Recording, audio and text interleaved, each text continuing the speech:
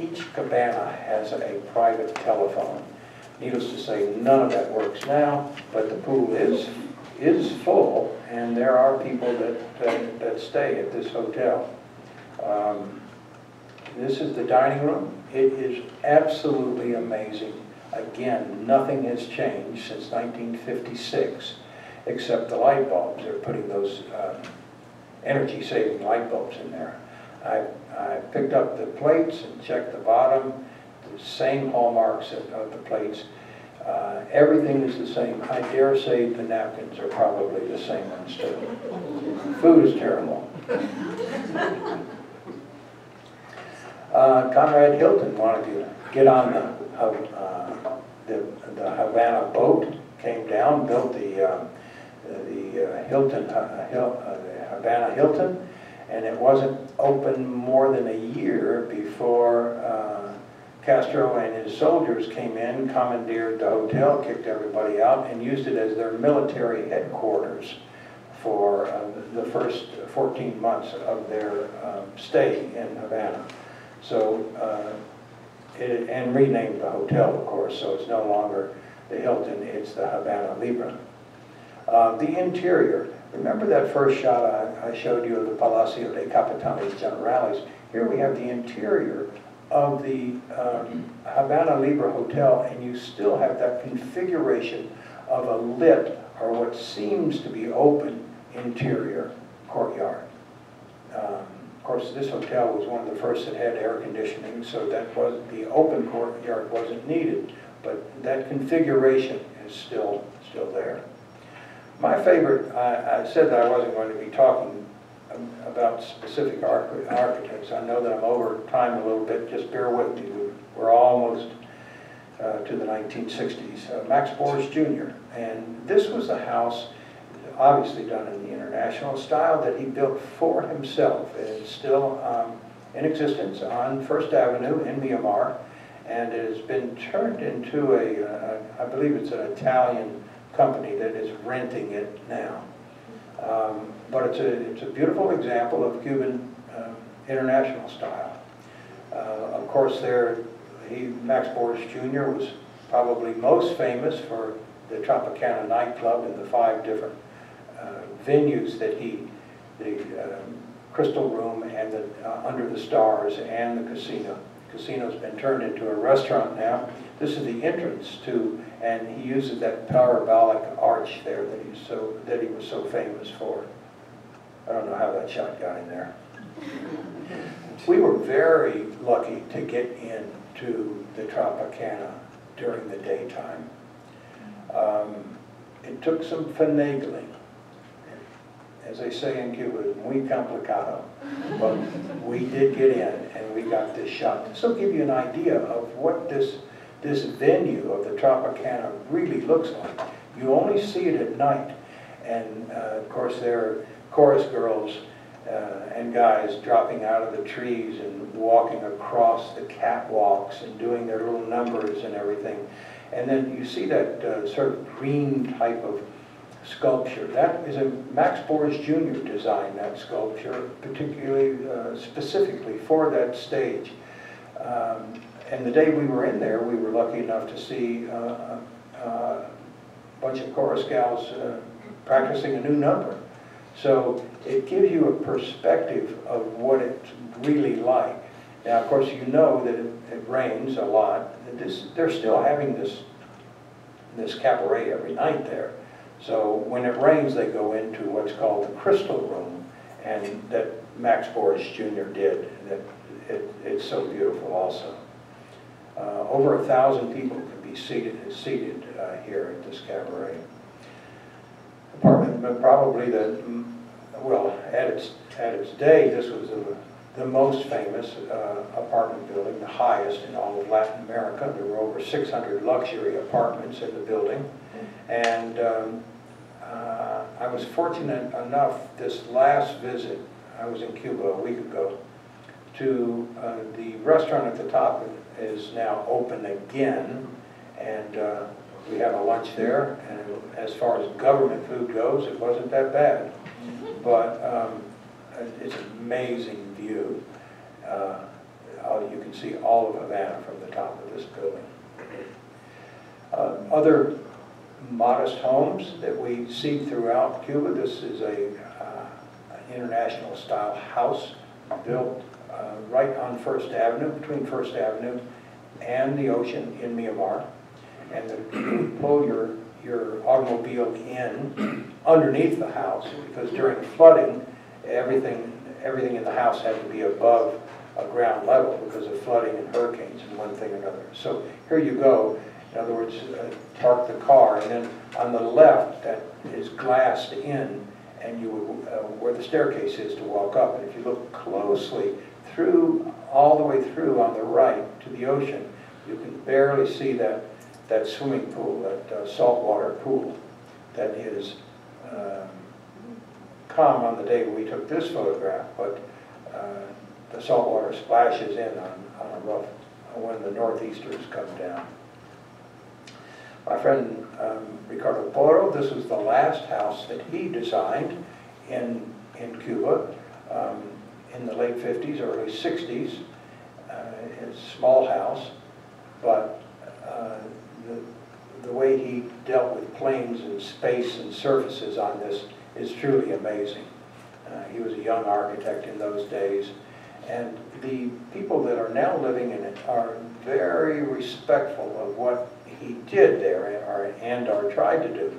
And they furnished the place with 1950s furniture. Everything is in keeping with what would have been there in the 50s, with the exception of the art. The art is student art from the Cuban art schools there at ISA. Speaking of ISA, I'm sure all of you are familiar with the movie Unfinished Spaces and John Loomis's book, Revolution of Forms. He talks about the National Schools of Art and how Che Guevara and Fidel Castro were at the country club, the most exclusive country club in all of Havana, on the golf course there, and condemning golf for being a sport of the idle rich, and saying that this is where they were going to build the most beautiful school of arts. And they started building it, and they actually finished, of the 5 schools, School of Drama, School of Classical Ballet, the School of Music, the School of Plastic Arts, which includes painting, drawing, printmaking, lithography, etching, and engraving, and ceramics and sculpture, and then the School of Modern Dance. So this was this is the top, the roofs of the School of Modern Dance. This is the entrance to the School of Plastic Arts, the School of Fine Arts, and Ricardo Porro did both of those schools. A lot of these things are very controversial, some of the things that he did. I'll let you read the book too. I don't feel comfortable talking about them, but it has to do with the African heritage more and the African religion. He put that symbolism in with the architecture. This is the inside of one of the painting studios with an exceptionally talented student, Cuban student graduating this year from ISA. His name is Miguel Machado, and we're hoping we can get him up to the States sometime soon. In the dancing, and this is the School of Modern Dance. Here, the interior of it, when you look at these shots, you can see where these architects at that time of the revolution, this is before communism took over, where they were saying that there was the romance of the revolution. People thought that anything was possible in the first couple of months of the revolution. And these architects expressed that in the work that they were doing. I have to tell you that these 3 boys are the 3 twins. I'm able to go down to Cuba on a license shared with me by an organization called Fundación Amistad. The founder and president is a woman by the name of Luli Duke, who is Cuban, left Cuba when she was 14, and now believes that keeping the line of communication open between Cuba and the U.S. is probably the most important thing that anybody can do. And these boys are triplets, identical triplets, that were born on Christmas Day in the city of Trinidad. The story goes on, but I won't. And they're now part of the Cuban ballet, National Ballet School, and they're working very hard at it. Everywhere you go in Cuba, you see this 1940s, 1950s architecture, whether it's a bus stop or a gas station. And although you see the background here, although there'll be a dilapidated building nearby, you can look closely at this architecture and see that it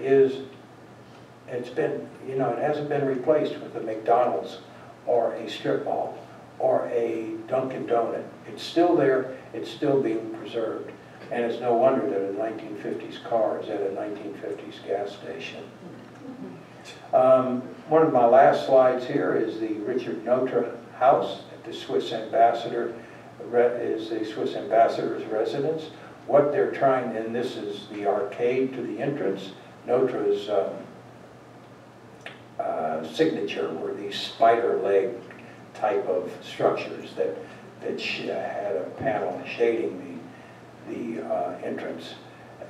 What he tried to do, or what he actually attempted to do, was bring the inside out and the outside in.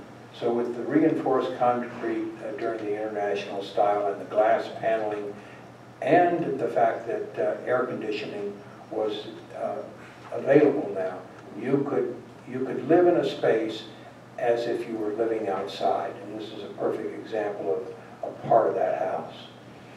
The last slide is the nautical club that Max Boris Jr. did again with those wonderful parabolic curved arches that he did.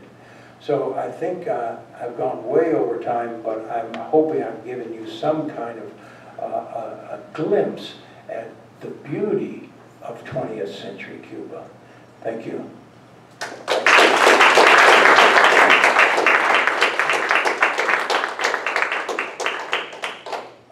I'll be happy to answer any questions. If you have questions, yes. You said you've been going for 14 or 15 years. Yes. What prompted you to go the first time? It was strictly by accident. I was living in St. Croix, and I did a book called, my first book was called Caribbean Elegance. And in order to do that book, I had to examine the 5 different countries, European countries, that colonized the West Indies: England, Spain, Denmark, Holland, and France. So I went to Cuba because I had to, because I couldn't finish the book without visiting Cuba and finding out. And that was in 1998. But as soon as I met the people, I was done. I fell in love. Not literally. I fell in love with the people. I fell in love with the country. And I've been going back ever since. I joined Luli Duke's Fundación Amistad. I'm on the board of Fundación Amistad. I help people go down. I lead architectural tours. I do what I can, because I firmly believe also that the people in Cuba are the most resourceful, the most industrious, the most generous and hospitable people I have ever met. And there's no way that I can ignore them. I have very dear friends down there now, and every opportunity I have, I go to Cuba. My second question is, what's in the Bacardi building now?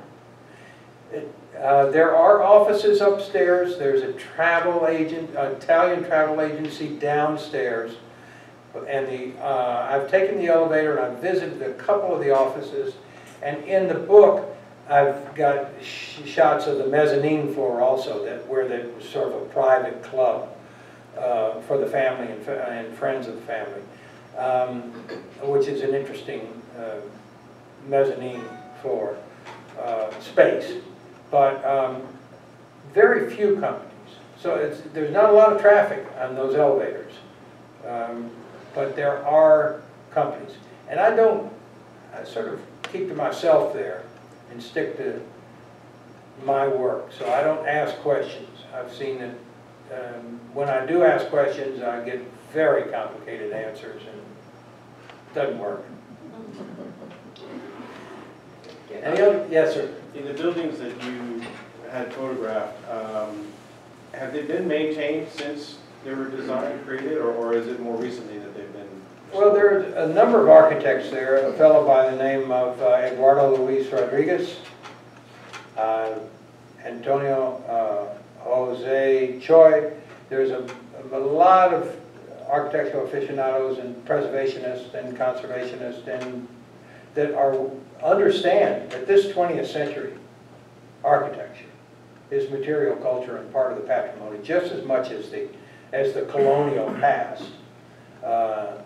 And I don't particularly like what's going on down in Old Havana now. I mean, 10 years ago when Dr. Liao was restoring it, everything was great, but now you've got busloads of tourists coming in from Veradero and going through Old Havana in 2 hours or something like that, and then leaving. And Old Havana has turned into like a Disneyland. So when I do my art, when I take my tours through Old Havana, I make sure I go through early Sunday morning or something like that, so that we don't have to navigate through that mess.